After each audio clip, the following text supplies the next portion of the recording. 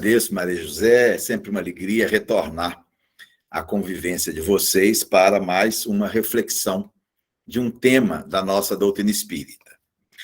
O filósofo grego Platão, ele dizia que quando a gente começa a falar muito a respeito de um assunto, é porque este assunto retrata as nossas maiores necessidades.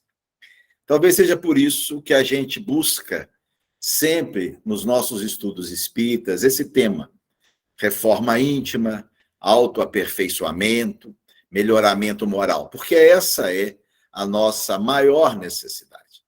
A reencarnação, ela se torna necessária estritamente por esse motivo. Na medida que o desenvolvimento intelectual, diz o Livro dos Espíritos, se dá de uma forma muito mais célere no mundo espiritual do que aqui. Mas aqui, o progresso moral tem a possibilidade de ser melhor efetuado em decorrência das próprias características do planeta. Então, é necessário examinarmos esse tema e vamos fazê-lo hoje a partir de dois pensamentos propostos por Kardec. Allan Kardec examina a questão da reforma íntima em todas as suas obras, mas há dois pensamentos que eu gostaria de compartilhar com vocês, obviamente, com o meu colorido pessoal. O primeiro desses pensamentos, nós vamos extraí-lo do Evangelho segundo o Espiritismo, no capítulo 17, chamado Sede Perfeitos. No item 4, mais para o final do item, Kardec escreve o seguinte: reconhece-se o verdadeiro espírita pela sua transformação moral, pelos esforços que emprega para domar as suas inclinações más. Eu vou extrair desse pensamento 5 conceitos. O primeiro, quando Allan Kardec fala em verdadeiro espírita. Porque o espiritismo, para Kardec, é uma crença pessoal. Kardec admitia que espírita é todo aquele que acredita na existência dos espíritos e na sua manifestação junto aos homens. Notem que para Allan Kardec basta isso. Por isso que Kardec admitia católico espírita, protestante espírita, judeu espírita, Kardec admitia. Desde que o indivíduo aceite que há vida depois da morte e que esses seres espirituais podem interagir com os que ainda estão na Terra, basta acreditar nisso e se é espírita. Aqui Kardec vai adjetivar o vocábulo espírita, falando em verdadeiro espírita. Lá no Livro dos Médiuns, quando Kardec estuda o método, ele já fazia essa separação. No que ele chamava de espírita cristão, ou espírita verdadeiro, em contraposição ao que Kardec chamava de espírita imperfeito. Qual que seria, então, a diferença entre eles? O espírita imperfeito, segundo Kardec, é aquele que aceita os princípios espíritas, mas nada faz para se tornar uma pessoa melhor. Ele se acomoda à sua condição evolutiva, continua cometendo os mesmos erros, continua acalentando os mesmos vícios, não há nenhuma atitude pessoal no sentido de superação. Isso é o que Allan Kardec chama de espírita imperfeito. E o espírita verdadeiro ou cristão é aquele que se ocupa, que se preocupa, que cuida com o seu melhoramento pessoal. Um outro conceito que nós extraímos do texto é quando Allan Kardec fala da transformação moral, ou seja, Kardec admite que ela é possível. Parece estranho a gente insistir nesse ponto, mas há muitas pessoas que não acreditam nisso. Há muitas pessoas que não acham que é possível o melhoramento. Tem até um ditado que diz assim: pau que nasce torto, morre torto. São pessoas que querem dizer que não tem como mudar. Eu sou assim, é como a música da novela Gabriela: eu nasci assim, vou morrer assim, vou ser sempre assim.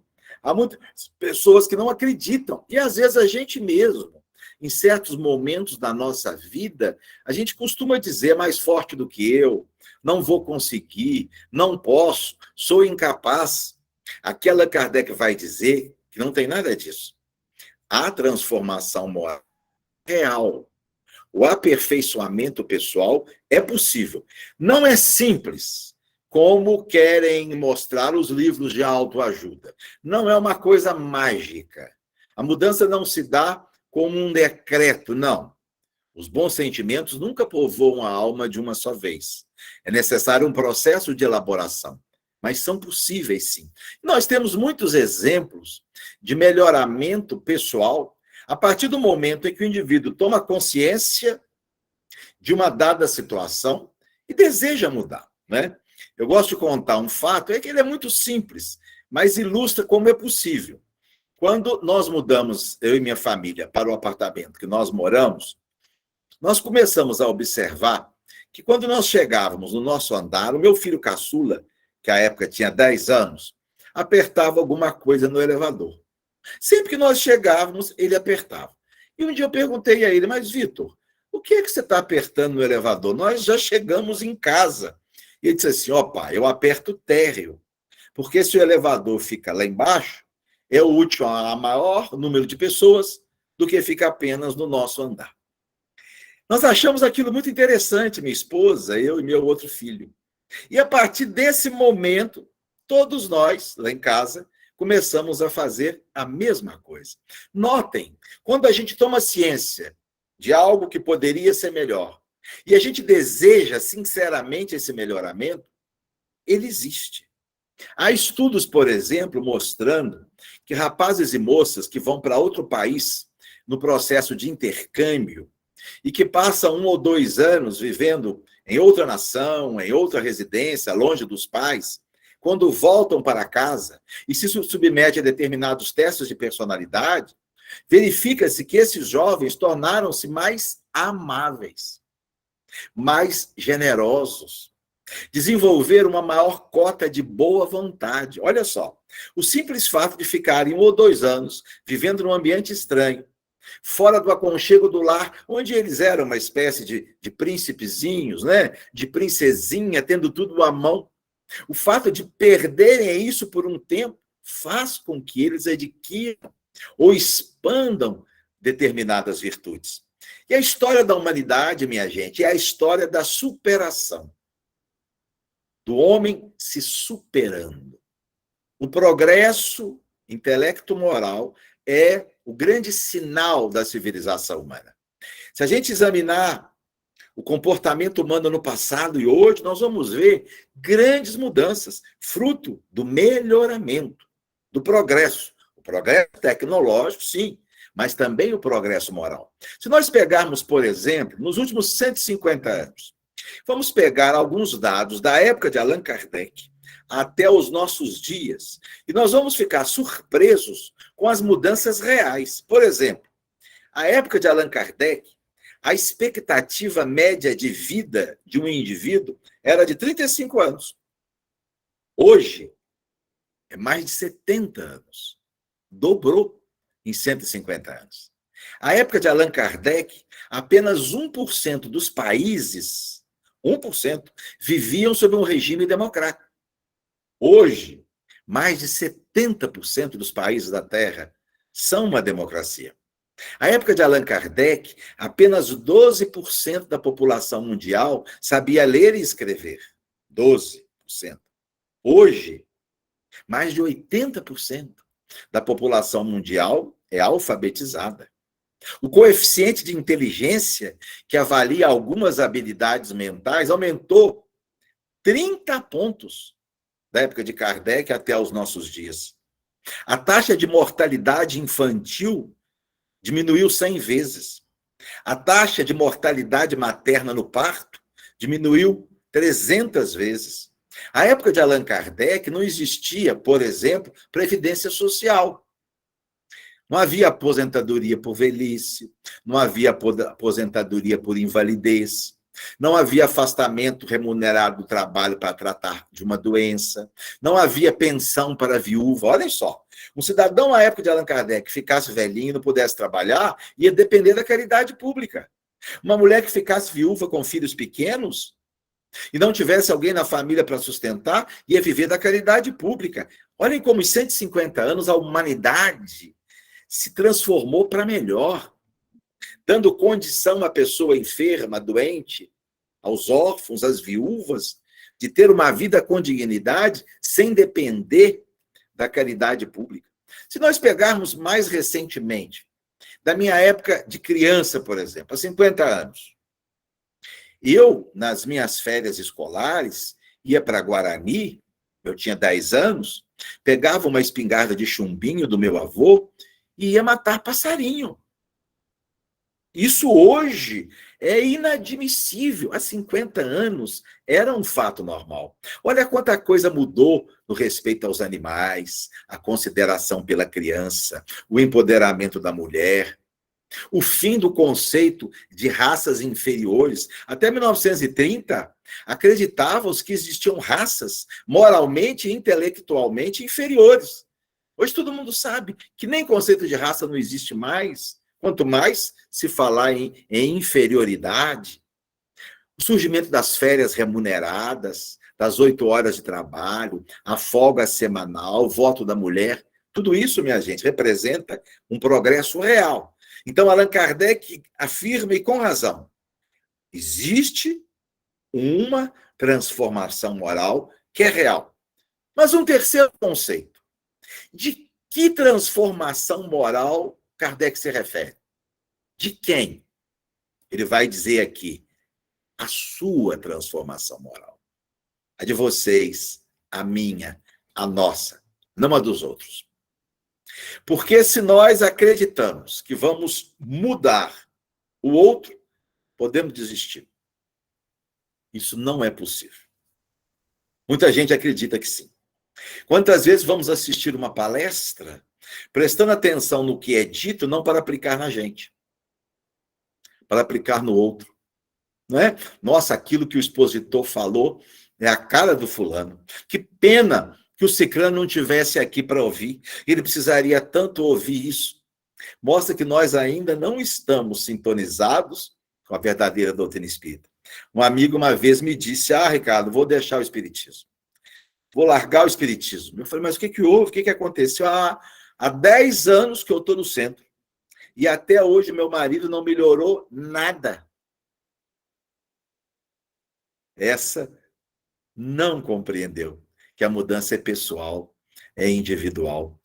Desde que eu me entendo por gente, meu pai gostava de uma cachaçinha e minha mãe de um cigarrinho. E a vida inteira, um implicando com o outro. Quando saiu uma matéria no jornal que falava dos malefícios da cachaça, minha mãe recortava e mostrava para o meu pai. Quando saía no jornal qualquer coisa que falava dos problemas do cigarro, meu pai recortava e mostrava para minha mãe. 50 anos assim. Resultado, meu pai morreu tomando a sua cachaçinha. E minha mãe fuma até hoje. Um outro conceito que nós extraímos do pensamento de Allan Kardec. Reconhece-se o verdadeiro espírita pela sua transformação moral, pelos esforços que emprega para dobar suas inclinações más. Kardec vai falar das nossas inclinações más. Desaforado o nosso codificador, não é? Desaforado, atrevido. Dizendo que nós temos inclinações más. É claro que temos, minha gente. E não há nenhum demérito nisso. Nenhum de nós é uma alma pronta, acabada, arrematada. Todos nós somos seres em formação. É natural que a gente possua inclinações que não são boas. Reconhecê-las é fundamental, sem nenhum demérito, sem nenhuma queda de autoestima, nada disso. Entendendo que é natural com a fase evolutiva em que estamos. Dr. Jorge Andréa dizia assim, viver em harmonia a fase evolutiva em que nos encontramos é como ser aceito pela própria evolução. Problema nenhum em admitir uma imperfeição. O problema está em nos acomodarmos a ela. Mas as inclinações más aí estão. Algumas são mais graves que outras. O egoísmo, por exemplo, é uma inclinação má de graves consequências, porque nos faz focados apenas em nós mesmos. E na busca do prazer, do poder, do hedonismo, a gente faz as pessoas de objeto, desconsidera a humanidade que existe nelas, o sentimento que existe nelas.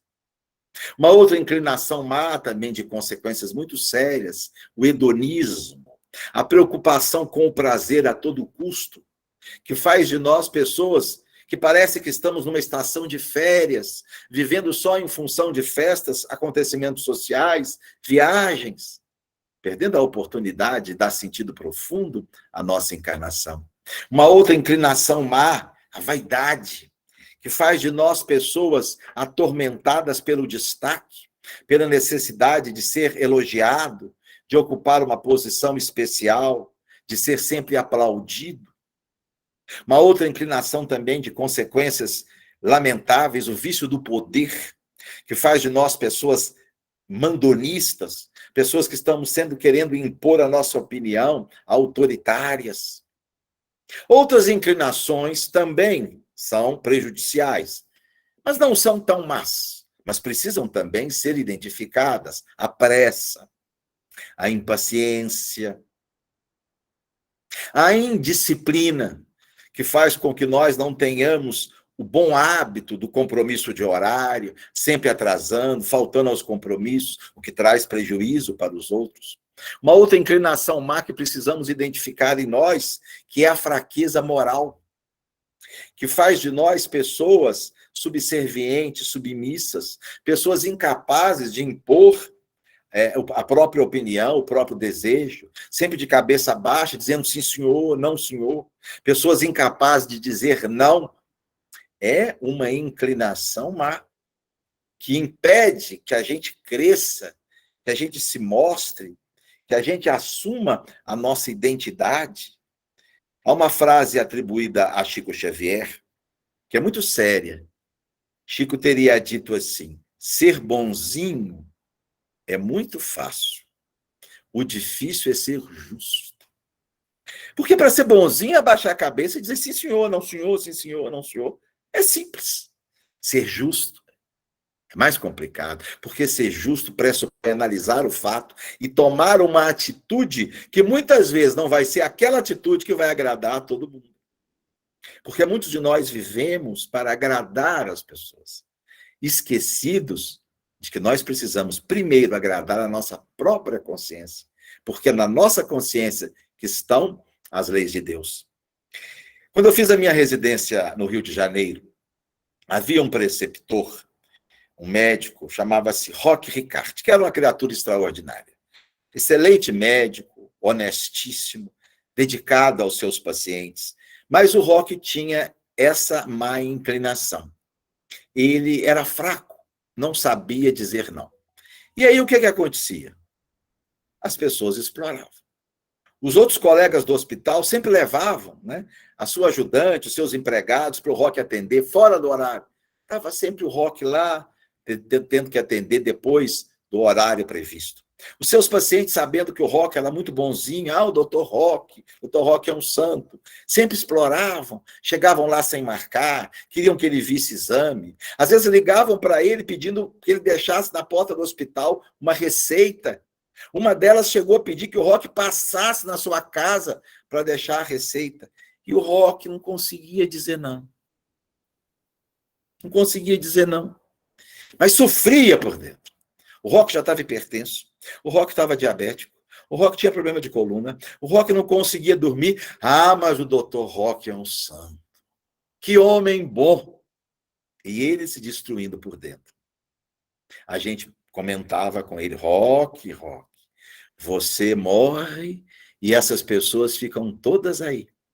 E quando eu via aquilo, eu pensava cá comigo: eu não quero ser uma pessoa boazinha, não. Eu quero ser uma pessoa justa, uma pessoa generosa. Quero ser, mas bonzinho eu não quero ser. Essa é uma inclinação que nós precisamos reconhecer. Flávio Gicovati, que é um psiquiatra brasileiro muito influente, quando ele examina essa questão, a luta contra essa fraqueza moral, a incapacidade de dizer não, ele fala que a gente tem que começar aos poucos. que a gente tem que fazer como os políticos. Diz que os políticos têm um sim, sim e um sim, não. O sim, sim é quando eles vão fazer. Eles dizem, não, liga para o meu secretário, diga que eu determinei, pode fazer. Esse é o sim, sim, ele vai fazer. Mas o político tem o sim, não. O sim, não, ele não vai fazer. Mas ele não diz que não vai fazer. Ele diz assim, vamos ver, vamos estudar, me liga depois, vou pesquisar. Pode saber que ele não vai fazer. Mas ele não diz de cara, é o sim, não. O Chico Alvati fala que a gente devia começar assim. Se a gente não tem força para um não, não, a gente vai por um sim, não. Não, vamos ver, pode ser. Depois a gente conversa. E assim, com o tempo, a gente vai adquirindo a habilidade para o não, não. Mas um não justificado. É um não baseado numa razão de ser. É um não que avalia a situação e que considera o que é melhor para todos. Porque muitas vezes o nosso sim alivia a nossa consciência de um fardo, mas pode não ser o melhor para outra pessoa. Dar esmola a quem pode trabalhar alivia a nossa consciência. É bom para nós. Eu sou uma pessoa caridosa, eu dou mesmo. Mas será que é o melhor para aquela pessoa, para aquele ser espiritual que ali está, vivendo uma experiência na indolência, na preguiça? Será que é o melhor para ele? Então, são as más inclinações. E um quinto conceito que nós extraímos desse pensamento de Kardec, quando ele vai falar dos esforços. Os esforços que nós precisamos empregar para domar as más inclinações. Minha gente, o esforço é a lei da evolução. Nada de grande, nada de valoroso, nada de útil nós conseguimos em nossa vida se não for com dedicação, com suor, com lágrimas, com sacrifício. Eu vejo espíritas dizerem que a evolução pode se dar sem sofrimento. Impossível. O sofrimento, ele é próprio do processo de existir. O que é a dor do parto? É um sofrimento. O que são as enfermidades próprias da infância? São sofrimento. O que é a separação de entes queridos? A todo momento nós estamos nos despedindo. Despedimos do lar, despedimos dos pais. Morrem os nossos ascendentes, nós estamos despedindo dele. Como é possível viver sem sofrer? O sofrimento faz parte do processo. A luta íntima. No livro Coragem, Emmanuel diz assim: a educação é obra do sacrifício. Tudo que nós conseguimos na vida, minha gente, foi com sacrifício. Aprendemos a andar. A gente não se lembra. Mas como deve ter sido custoso. Depois aprendemos a falar. Depois aprendemos a andar de bicicleta, a dirigir. Uma pessoa disse a um grande maestro, após um concerto em que ele brilhara de forma extraordinária: maestro, eu daria a minha vida para tocar como o senhor. E ele voltou-se e disse: não faria vantagem nenhuma. Eu dei a minha vida para tocar assim. Então, Allan Kardec vai falar do esforço, do sacrifício, da luta íntima. Mas existe um segundo pensamento do nosso codificador que eu trago para as nossas reflexões. Esse extraído do Livro dos Espíritos. Trata-se do item 14. Kardec está lá no início da obra, estudando a natureza de Deus. E Allan Kardec vem fazendo uma série de perguntas sobre a divindade. Quando chega no item 14, a impressão que a gente tem é que os espíritos se cansam daquela insistência de Kardec. Voltam-se e dizem assim: basta, pare, não queira compreender o que é impossível. Não entre num labirinto do qual você não vai conseguir sair. E aí vem o que nos interessa. Tendes muitas coisas que vos focam mais diretamente a começar por vós mesmos. Estudai as vossas próprias imperfeições, a fim de vos desembaraçardes delas, o que vos será mais útil do que quererdes penetrar o que é impenetrável. 2 conceitos desse pensamento extraordinário do Livro dos Espíritos. O primeiro, quando Allan Kardec nos convida a estudarmos as nossas próprias imperfeições.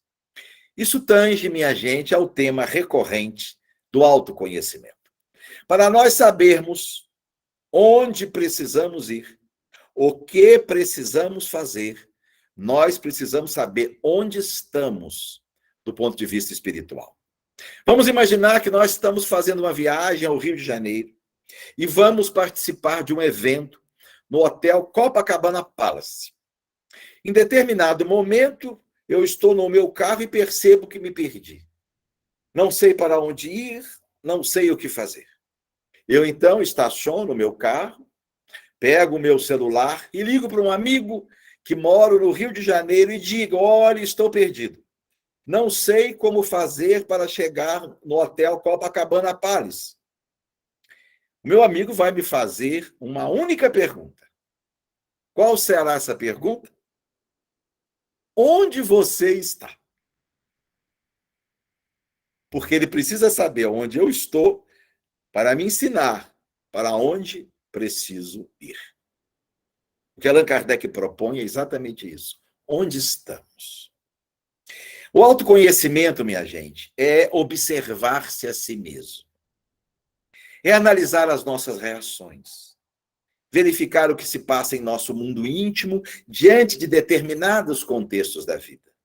Estudar as emoções que construímos, os sentimentos que ainda mantemos, como nós reagimos em determinadas situações. Examinar o que as pessoas pensam e dizem a nosso respeito. A todo momento, a todo instante, nós podemos conhecer a nós mesmos a partir dessa autoobservação. Mas estudar a nós mesmos não é apenas reconhecer aquilo que existe em nós que não é bom. Não. Se nós precisamos saber onde estamos, precisamos reconhecer também o que já vencemos, ou o que estamos vencendo. As nossas potencialidades, as nossas habilidades, para expandi-las, para nos valermos delas na nossa ação em benefício do outro. O autoconhecimento é muito mais do que conhecer as nossas imperfeições. É entender o que somos, por que somos. Quais os fatores que se somaram na construção de nossa personalidade. Quais as pessoas que foram para nós bons exemplos. Quais as pessoas que foram para nós maus exemplos? Que fatores na nossa vida, que elementos na nossa vida se somaram para que nós chegássemos onde nós estamos? Porque muitas vezes o espírito, ele retrata nas suas ações o contexto onde ele foi gerado. Nós somos muito mais do que uma individualidade reencarnada. Nós refletimos em nossa personalidade os pais que tivemos, as escolas que estudamos, os professores, os irmãos, os amigos. Se nós tomarmos, por exemplo, a mesma alma vivendo no início do século XX e vivendo hoje, pode ser que ela não tenha mudado muito substancialmente, mas ela será diferente. Porque o contexto que a segue é diferente. Porque os exemplos que ela teve são diferentes. A gente vê muitas vezes as pessoas mais velhas, até mesmo a gente, se referir aos jovens e às crianças com certo assombro. Não, mas a mocidade está muito diferente, as crianças estão muito diferentes. Mas é claro que estão, minha gente, porque elas refletem as mudanças da própria sociedade. Tomemos, por exemplo, uma família do início do século XX. Uma penca de irmãos. Ficavam aquelas crianças todas no mesmo quarto. Às vezes era um banheiro para todo mundo. Compartilhavam um monte de coisas. Às vezes quem cuidava do irmão mais novo era o irmão mais velho. A mesma roupa passava de um para o outro. Na escola, os livros passavam de um irmão para o irmão. Essa criança ia para a escola com 6, 7 anos. Quase não convivia com outras pessoas. O seu universo era só o seu lar. O pai pouco se importava com as crianças, era a mãe e os irmãos mais velhos que criavam. Ele não tinha acesso ao universo, ao mundo, não sabia nada do que estava acontecendo lá. Tomemos hoje uma família de nossos dias. Via de regra, a criança é filho no único, ou no máximo tem um irmão. Cada um tem o seu quarto, o seu celular, o seu computador. Quando cresce, tem o seu carro. A criança vai para a escola com 3 anos. O mundo se abre para ela, ela começa a interagir com um monte de pessoas pequenininhas. O mundo se abre pela TV, pela internet, pelo contato com pessoas diferentes. Uma criança hoje, de 10 anos, tem uma gama de informação muito maior do que um adulto do século XIX. Como é que essa criança não vai ser diferente? Como é que ela não vai retratar na sua personalidade coisas diferentes? Aí a gente entende. Pega uma criança hoje de 5 anos, é uma criança que tem uma visão de mundo, tem argumentos. Uma criança de 5 anos é um advogado feito, quando é em benefício próprio. Ela argumenta com uma lucidez, com uma inteligência. Às vezes é difícil a gente contra-argumentar com uma criança de 5 anos. Pega uma criança nessa idade. Antigamente, se a gente pegava uma criança pequena, a gente perguntava assim, quer ter um irmãozinho? Né? Todas diziam, quero. Quer ter um irmãozinho. Pergunta hoje para uma criança de 5 anos se ela quer ter um irmãozinho. Não. Não, não quer não. Alguém para compartilhar o seu quarto, compartilhar o pai, a mãe, dividir herança? Não quer não. Tudo isso é autoconhecimento. Mas não basta isto. Por isso Allan Kardec vem com um segundo conceito.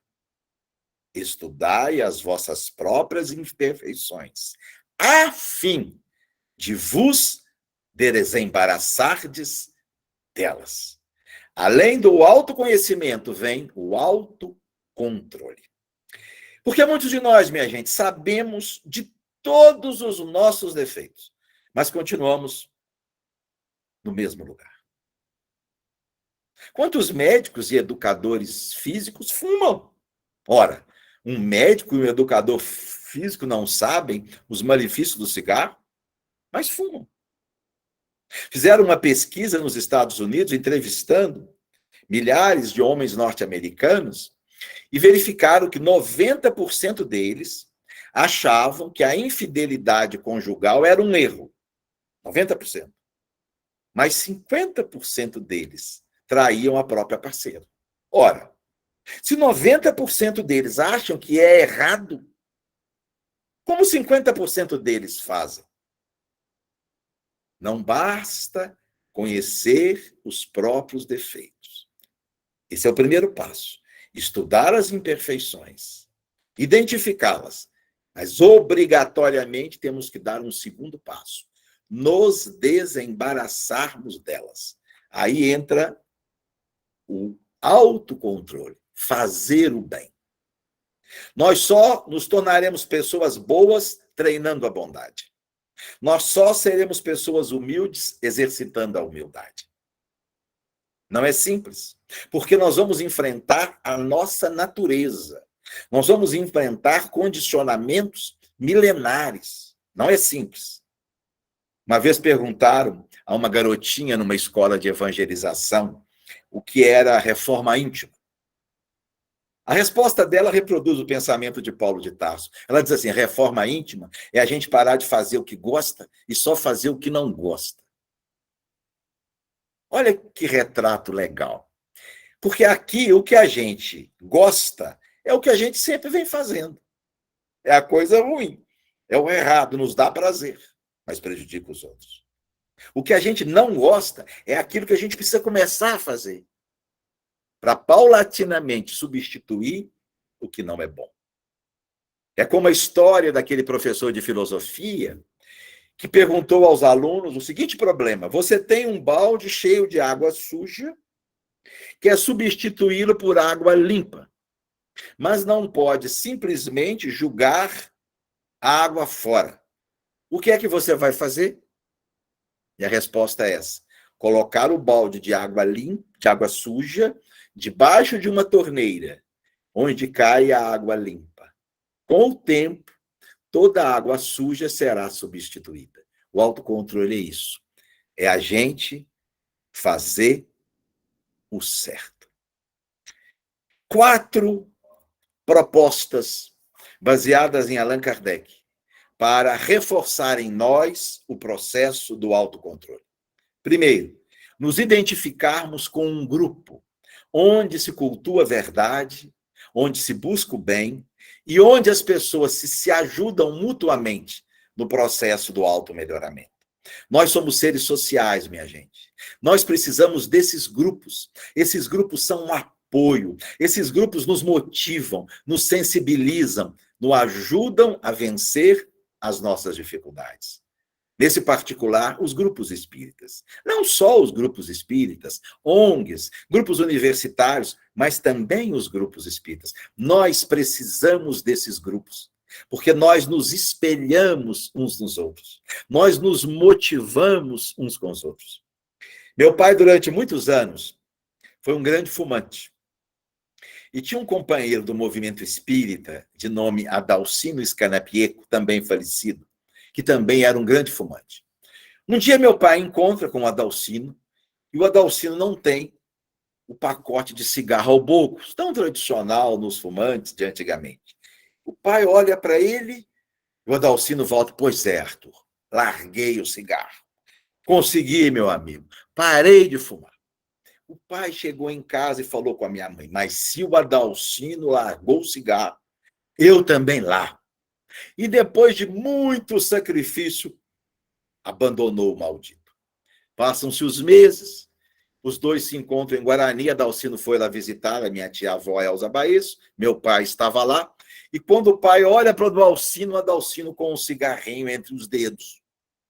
Meu pai: mas Adalcino, eu parei de fumar, rapaz, por sua causa, e você está fumando. E o Adalcino ficou com tanta vergonha, falou: Arthur, pois eu estou parando de novo já. E nunca mais fumaram. Eu confesso a vocês que o que me fez assumir o trabalho espírita foi o exemplo de pessoas jovens que estavam se dedicando a um trabalho voluntário com tanto amor, com tanta alegria. Eu havia terminado a minha residência médica, retornado para Juiz de Fora. Eu até então fora um espírita genético, um espírita de família, mas nunca assumira coisa nenhuma. E chegando aqui, eu fui apresentado a um grupo de jovens, rapazes e moças, de 17, 18, 19 anos, muito mais jovens que eu, e que haviam de tal forma se integrado ao trabalho social espírita, era no bairro Jardim Natal, num centro espírita Vinha de Luz. E quando eu vi aqueles jovens, bonitos, saudáveis, se oferecendo o final de semana inteiro para aquele pessoal necessitado, e eu pensei comigo mesmo: mas como eu nunca pensei nisso? E envergonhado de uma família de espíritas, nunca ter me sensibilizado para aquilo. Vendo o que eles faziam, que eu decidi estudar a doutrina espírita e trabalhar de verdade. Então, esses grupos nos motivam, nos estimulam. Uma segunda proposta para reforçar em nós o autocontrole: a oração. Na questão 910 do Livro dos Espíritos, Kardec pergunta: nós podemos pedir aos bons espíritos que nos auxiliem no combate às nossas más tendências? E a resposta: sim. Peça a Deus, e ela enviará os espíritos bons que vão auxiliá-lo na superação das suas imperfeições. No Evangelho segundo o Espiritismo, no capítulo 28, Kardec coloca lá: prece para vencer um defeito. Ligar-se a um grupo que procura o bem. Segundo, orar. Pedir a Deus que nos ajude. Terceiro, estudar para esclarecer-se. Os povos mais esclarecidos são povos eticamente corretos. Quando se estuda o progresso moral da humanidade, se verifica que houve um momento em que as taxas de criminalidade começaram a cair dramaticamente. Coincidiu no século XV e XVI com a invenção da prensa, a popularização dos livros e o hábito da leitura. Ler é uma estratégia da mente para promover mudanças. E ao ler, nós nos armamos de recursos mentais que nos auxiliam no autoconhecimento e na autossuperação. Porque a gente é capaz de se auto-orientar. A gente vive, na verdade, uma epidemia de orientação.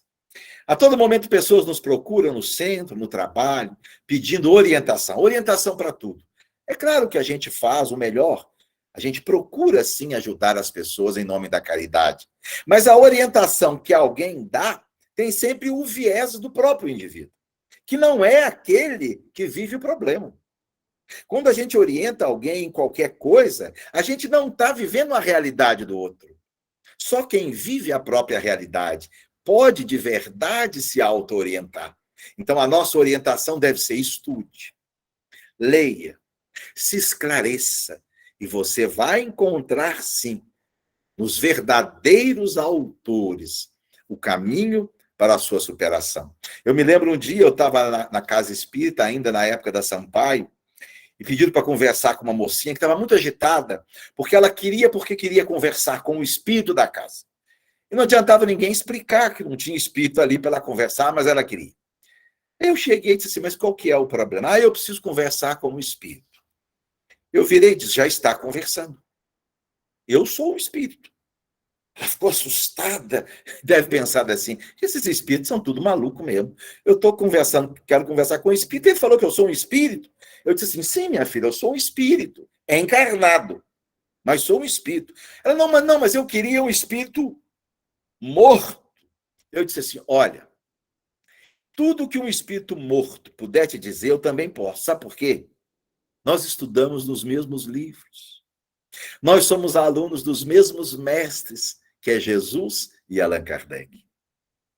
O estudo vai nos dar a condição de expandirmos a nossa mente em busca de uma personalidade melhor. E, finalmente, uma quarta estratégia para nos auxiliar no autocontrole: o trabalho voluntário. E alguém pode perguntar: mas o que é que tem a ver trabalho voluntário com melhoramento moral? Tem tudo a ver.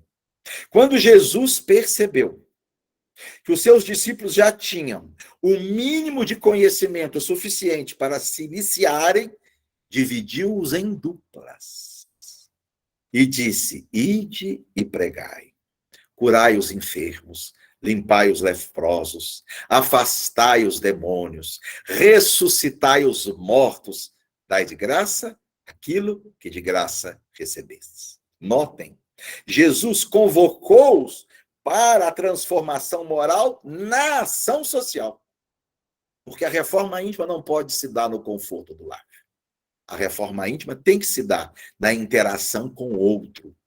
É auxiliando o outro que nós vamos entrar em sintonia com as forças do bem, nos fortalecermos para a batalha. Nós vamos receber as vibrações de gratidão das pessoas beneficiadas e dos espíritos vinculados a ela. Nós vamos nos sentir bem, felizes, porque estamos fazendo alguma coisa de útil. E a partir dessa gratificação, nós vamos encontrar mais força para a autossuperação. Ficam, então, as sugestões das propostas: unir-se a um grupo de pessoas que cultuam a verdade, orar, pedir o auxílio do alto para a autossuperação, ler, estudar, identificar-se com o trabalho voluntário. Era, minha gente, a mensagem que tínhamos para os amigos. Muito obrigado pelo carinho, pela atenção e até uma outra oportunidade.